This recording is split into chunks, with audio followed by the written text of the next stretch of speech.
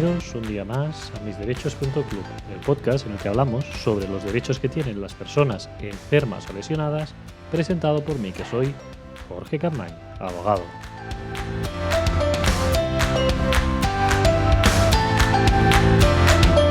Muy buenos días a todos y feliz miércoles 13 de noviembre de 2019, en este episodio que es el número 147, que vamos a dedicar a hablar sobre el cáncer de recto.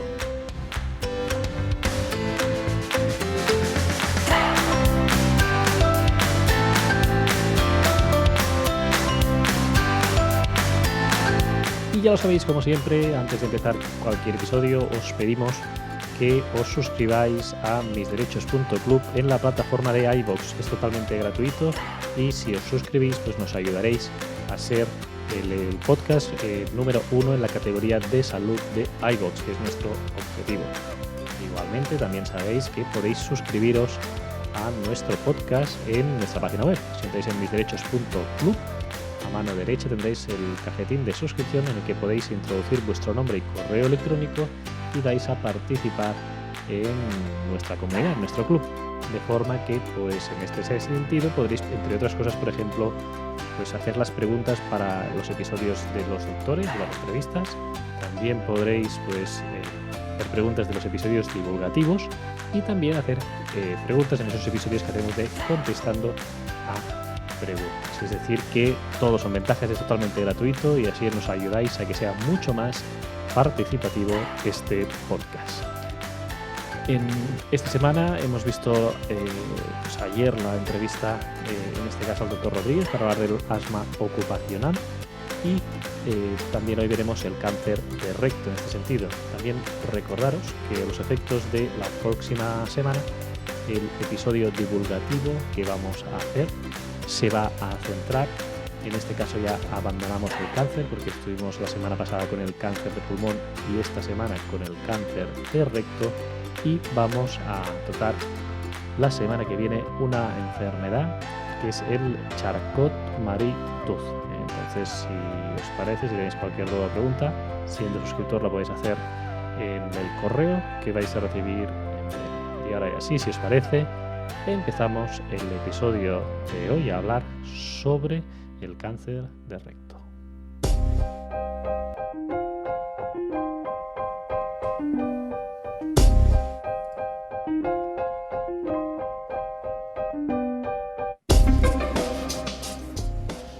Bien, el cáncer de recto. El cáncer de recto es una enfermedad, es un cáncer que se forma en el recto, que es la parte final de todo el sistema digestivo, de la zona intestinal. Pues el recto es la parte final y ahí pues se crea por unas células malignas, unas pues, células cancerosas que se forman en los tejidos, en las paredes de ese recto.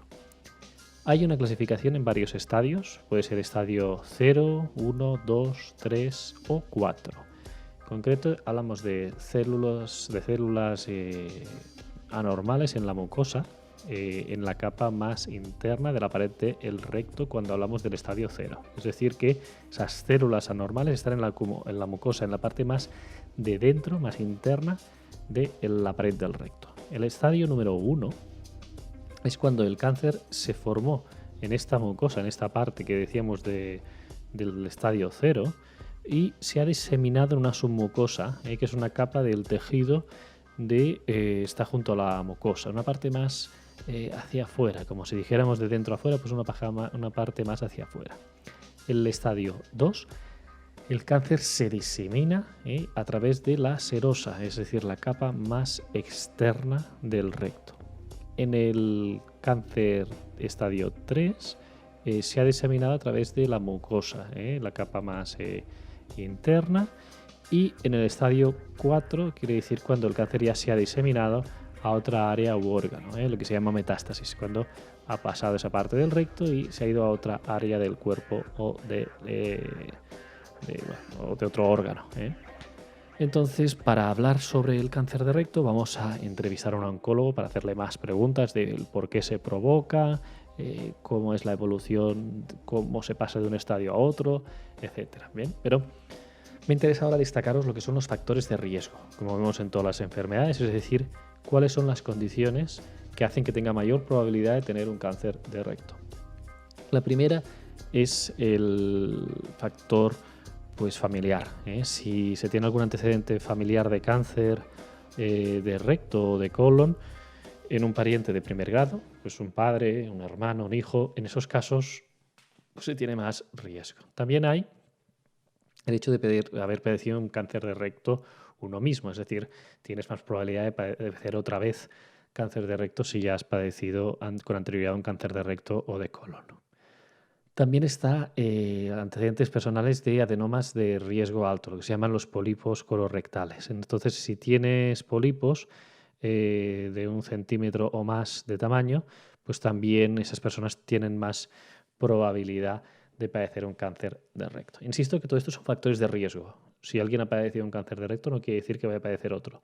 Si alguien tiene un familiar que haya tenido un cáncer de recto, no quiere decir que lo vaya a tener. Simplemente hablamos de mayor probabilidad, un factor de riesgo adicional al que puede tener cualquier otra persona.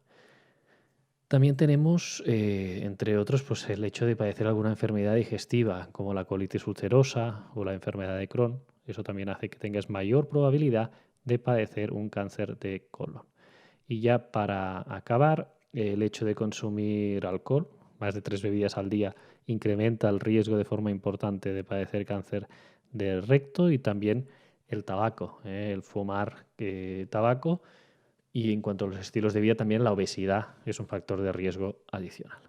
Vamos a los síntomas. ¿Qué síntomas tiene una persona que padece cáncer de recto y que son importantes tener en cuenta a los efectos de acudir a un especialista?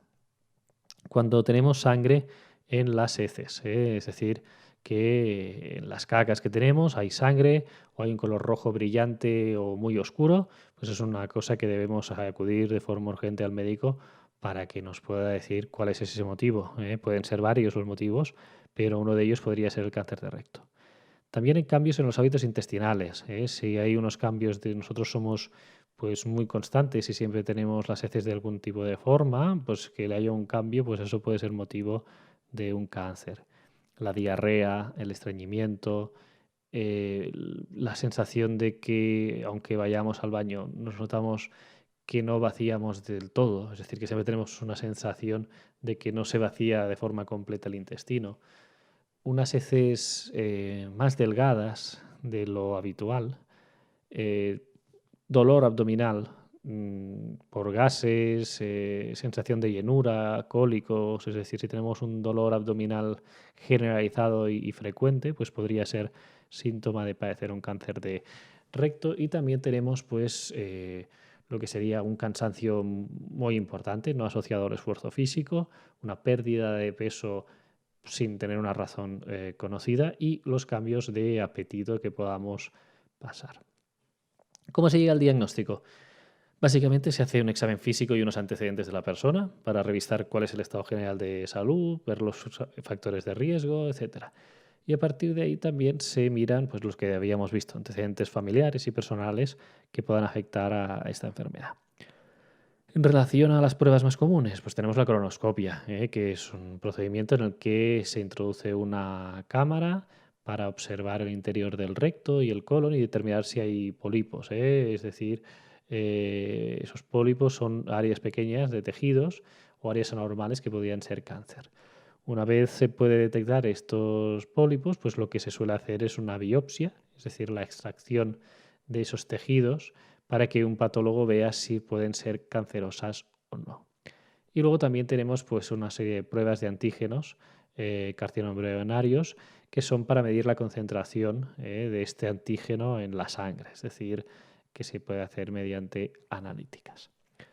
Bien, llegamos al diagnóstico. Nos hacen un diagnóstico y ¿cuál es el tratamiento? Vamos esto a verlo también con un oncólogo cuando hagamos una entrevista, para que nos lo explique mucho más, pero bueno, básicamente os avanzo ya que los tratamientos son sobre todo 6 tipos. El tema estándar tendríamos la cirugía, que sirve para extirpar el cáncer mediante lo que se llama una polipectomía, una excisión local, una resección, una ablación, es decir, todo son técnicas para, como si dijéramos, intervenir ese recto y quitar esas células cancerígenas.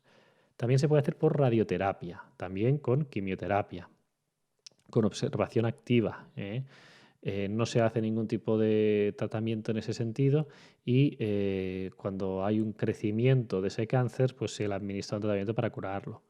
Con terapia dirigida, inmunoterapia, es decir, tratamientos que usa el sistema inmunitario propio del paciente para combatir el cáncer y restaurar esas defensas naturales contra el cáncer. Es decir, que hay muchísimos tratamientos y en ese sentido, pues pueden servir muchos de las pues, situaciones y tratamientos que tenemos en la actualidad.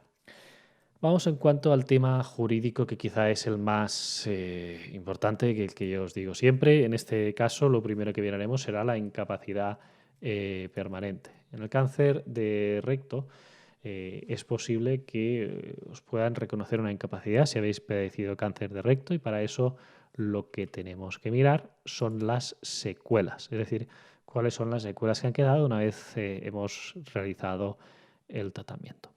Las secuelas que podemos tener son varias. La primera de ellas es la toxicidad. En base a la toxicidad es posible que tengamos lo que se conoce como astenia, es decir, que el tratamiento de quimioterapia, de radioterapia que nos hayan hecho, pues puede hacer que tengamos en ese sentido una serie de secuelas que se concretan en, sobre todo, el cansancio. Entonces, esto lo que tenéis que hacer es que el oncólogo os haga constar si tenéis esa astenia, esa fatiga, que os diga el grado. Hay una serie de graduaciones por toxicidad de astenia y si la astenia es grave o severa, pues os limitaría para hacer cualquier tipo de actividad laboral, es decir, sería una incapacidad absoluta para todo tipo de trabajo. Y si esa astenia es moderada, pues permitiría que aquellas profesiones que requieran de esfuerzo físico pues no se puedan hacer y que por lo tanto si tenéis una profesión de riesgo de esfuerzo físico os tendrían que reconocer una incapacidad permanente total. Esto en cuanto a el tratamiento que puede causar toxicidad en el organismo y que puede quedar de una forma crónica, la quimioterapia y la radioterapia. En la mayoría de pacientes no queda esas secuelas, pero en algunos de ellos sí, por lo tanto, pese a estar curados del cáncer, es decir, que el cáncer esté en remisión, nos pueden quedar estas secuelas, que es lo que se tiene que valorar a los efectos de una incapacidad laboral. Bien, dicho esto, vamos a otras secuelas que se pueden tener. Otras secuelas del tratamiento pueden ser lo que se conoce como las secuelas que se sufran, pues, por ejemplo, en los casos de cáncer de recto, ¿cuáles serían? Pues tendríamos el hecho del dolor que se pueda tener y lo que son la urgencia defecatoria y la incontinencia. Bien, en cuanto a la urgencia defecatoria, pues lo que se suele hacer es que si tenemos urgencia defecatoria o incontinencia fecal, es decir, que somos incontinentes, no podemos aguantar hasta que vamos al baño, normalmente eso puede dar lugar a una incapacidad absoluta en aquellos pacientes que tienen que utilizar pañales y que tienen un elevado número de deposiciones diarias. Es decir, que si tenemos entre 6 y 8 deposiciones al día, normalmente se nos suele reconocer casi siempre una incapacidad absoluta. Si tenemos esa urgencia defecatoria y a lo mejor el número de veces al día es más bajo, de 2 a 3 o 3, 4, si nuestra profesión, pues por la profesión no tenemos acceso a un baño de forma rápida o urgente, como puede ser un vigilante de seguridad que tenga que estar en su puesto, o como puede ser un conductor profesional, imaginaos un conductor de un camión que pues sí podrá parar en una gasolinera, pero está conduciendo un vehículo y demás, pues en esos casos se suele reconocer una incapacidad total, en función del puesto en el que se encuentre. ¿Cuándo también se reconoce una incapacidad total? Pues cuando hay ese dolor abdominal continuo que no permite pues, hacer actividades laborales que requieran levantar de peso o cambiar de posturas forzadas, todo lo que es la parte abdominal. Esta parte abdominal puede quedar muy pues, afectada y que en algunas profesiones que requieran esfuerzo físico pues no se va a poder hacer y con eso pues hace que no se pueda realizar esa profesión habitual que requiere esfuerzo. Por lo tanto, tendríamos estos dos grandes grupos. Los primeros, los que son por astenia, es decir, por la toxicidad de los tratamientos que se hayan hecho a nivel de quimioterapia, radioterapia, y por otro lado, lo que sería, en este caso, ya os digo, las secuelas de este cáncer colorectal, no tanto del tratamiento, sino del propio proceso pues quirúrgico y demás, ¿no? Sí que hay esa incontinencia o urgencia defecatoria. Y si además tenemos, por ejemplo, un dolor abdominal que no nos permite levantar pesos, pues eso tendrá una relación en cuanto a la incapacidad permanente total para la profesión habitual y la incapacidad permanente absoluta. Estas son las dos cosas que quería que tuvierais más clara y que la jurisprudencia pues recoge. En cuanto a la incapacidad permanente parcial, la que es una indemnización, no se suele recoger en ningún caso este tipo de incapacidad permanente. Y en cuanto a lo que sería pues la gran invalidez tampoco, es decir, tendríamos que tener pues, situaciones en las que hay una limitación mucho más grande en ese sentido, es decir, tener alguna otra patología en comorbilidad con el cáncer de colon y que pudiera dar lugar a pues, esta situación. Ya sabéis luego la discapacidad. La discapacidad se reconoce en el Real Decreto de 1971 del 99 y ahí tenéis que ir al capítulo número 11, que es el de las neoplasias. Ahí sí que está reconocido también el cáncer rectal, se mira cuáles son las limitaciones al respecto y cosas que tengáis que tener en cuenta en relación a esto es que no todo cáncer, no toda persona que haya pasado un cáncer de recto va a tener derecho a un grado de discapacidad del 33%. Se tienen que mirar las secuelas. Del mismo modo lo que sucede con lo que sería la incapacidad permanente. Es decir, no toda persona que tenga una incapacidad permanente va a tener derecho no toda persona, perdón, que haya tenido un cáncer de colon va a tener derecho, de recto, va a tener derecho a una incapacidad permanente, sino que solo aquellas que tengan secuelas van a poder tener derecho a una incapacidad permanente. Por lo tanto, importante, se puede tener un grado de discapacidad del 33%, la mayoría de personas que tengan algo de secuelas derivadas de ese cáncer van a llegar al 33% seguro, incluso se podría llegar al 65%, pero insisto, caso a caso es lo que se tendría que ir viendo y valorando para poder saber si tenéis o no derecho a una incapacidad permanente y a un grado de discapacidad. Bien, y dicho esto, muchísimas gracias a todos por la atención, que tengáis un feliz miércoles y nos escuchamos de nuevo y nos vemos aquí la semana que viene en un nuevo episodio y en concreto en el episodio divulgativo vamos a hablar sobre el charcot marie tooth. Que tengáis un feliz miércoles.